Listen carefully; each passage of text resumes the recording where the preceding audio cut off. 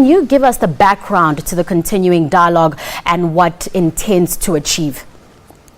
Hi, evening, Tabile, and evening to the viewers. Yes, the intention is for us to have a broad-ranging conversation with the people of Tshwane and the stakeholders with regards to what we do with public spaces, monuments that celebrate and also reflect our collective memory of history, and also not forgetting. Our considered opinion is that we should not resort to vandalism, we should not resort to acts of illegality, but should allow people of all voices, people of all ideological orientation to enrich and participate in this dialogue so that the product of this conversation can be representative of the majority of the views of our people, and therefore will earn legitimacy in the eyes of the many. So it's important that we are able to protect democratic governance, the rule of law, constitutional order, so that free expression is engaged, it's encouraged where the diversity of views, try to harmonize them, but ultimately it will be the voice of the majority that will find expression.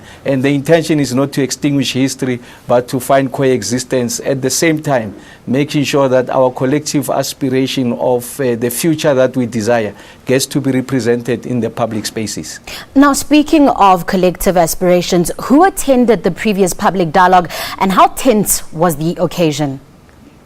Well, the initial dialogue was about thought leaders, institutions that are responsible for the preservation and protection of national heritage. And really the intention was to help us to formulate or calibrate the discussion. And then we had the various political parties represented in the city, and other civic organizations, extra parliamentary organizations. Then the next round we are going to take it to the broader public of the city of Tshwane and any other person who's got an interest. Remember that this is the capital city.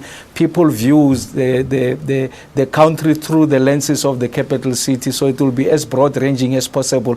But indeed, there are timelines. We can't have conversations in perpetuity. There must be a point where we are able to make a decision. And really, it's also about, in that basket of the conversation, about names that are demeaning. Places like Steenvatel, places like Hammanskraal, Soshanguve, put that in the broader discussion. But obviously the center of gravity with this discussion is about statues, because that's the immediate interest of the many. We will, of course, focus on that, but I'm saying it will be a comprehensive and broader discussion so that we're able to put to bed this conversation. Now, as it stands, there are political parties and individuals who do not want certain statues to go. How will the municipality go about pleasing everyone? Yes, I mean, it's a very complex balancing act. I mean, as a political principle, you are representing the aspirations of everyone. And that's why we are subjecting it to a public dialogue. But ultimately, remember, is that the majority voice that is going to find expression. We can't go against that voice. But also at the same time, you don't want to antagonize the minority. So they must feel that their voice are being heard. And I'm sure that we can have a harmonized way of resolving this conflict. I think there could be a synthesis somewhere. But yes, it's a product of dialogue. I don't want to preempt what the outcomes will be. But I'm more than confident. We have resolved the issues of the street names. We have resolved the issues around the name change of the city of Tshwane from Pretoria. We have resolved the issues around the Stadium Square. Now is the Women Monument Square. So there is nothing that suggests that we are incapable of resolving this question. So I'm more than confident about our ability and the collective ability and determination of the people of Tshwane and the various stakeholders to find a solution to this matter.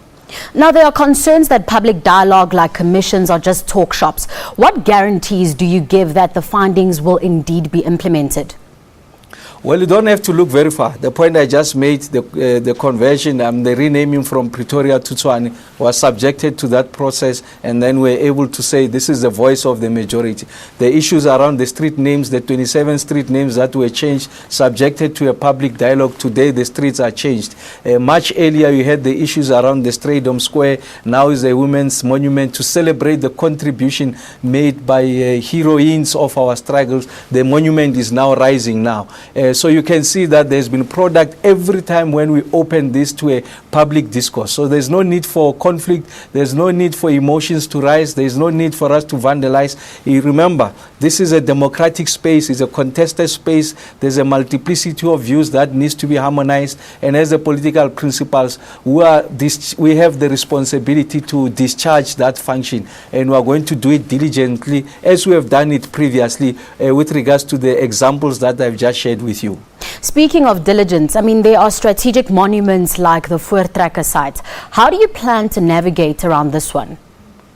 Yes, I said we are including in that basket the totality of all of these monuments, murals, and symbols that in many instances represents the past that was about humiliation, degradation of the majority, about violence, and about exclusivity. So it's important that in this conversation we don't elevate political elitism, that is only the political principles that are going to make a determination on behalf of the masses, that you are able to bring everyone on board. So there is nothing that will be exempted from this conversation, so that once and for all we can close that debate, agree on what constitutes the pathway, the most enduring way forward, and then we can focus on delivery of services, improving the quality of life of our people, restoring their dignity. But colonial symbols requires attention because it deals with the cultural subjugation of the oppressed masses. So it's important that we make that transition, but this space is a shared space and it must be able to represent the multiplicity of the voices, and then we are able to demonstrate that there could be harmony and prosperity in the midst of divergent political views. Mayor, thank you very much for joining us on the News at 8. We'll have to leave it there. Thank you very much. That was Tshwane Mayor Kgosientso Ramokgopa talking to us about the first public dialogue to decide on the future of statues in the city of Tshwane. More news after the break. Stay with us.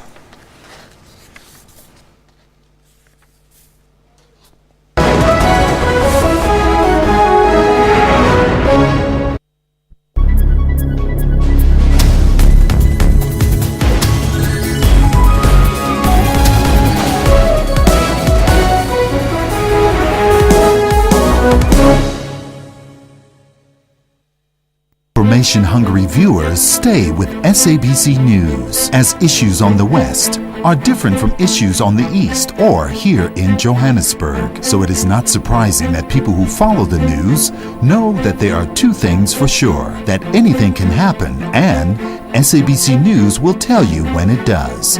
Because we keep the nation fully informed. We are SABC News.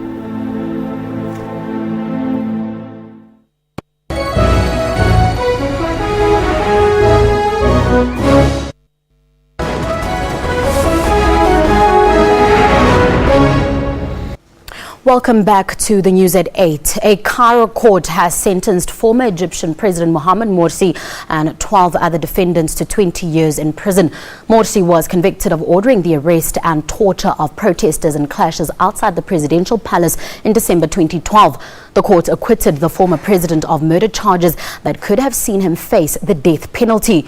Morsi stood in a cage in court as Judge Ahmed Sabri Yusuf read out the ruling against him and 12 other Brotherhood members. The men were acquitted of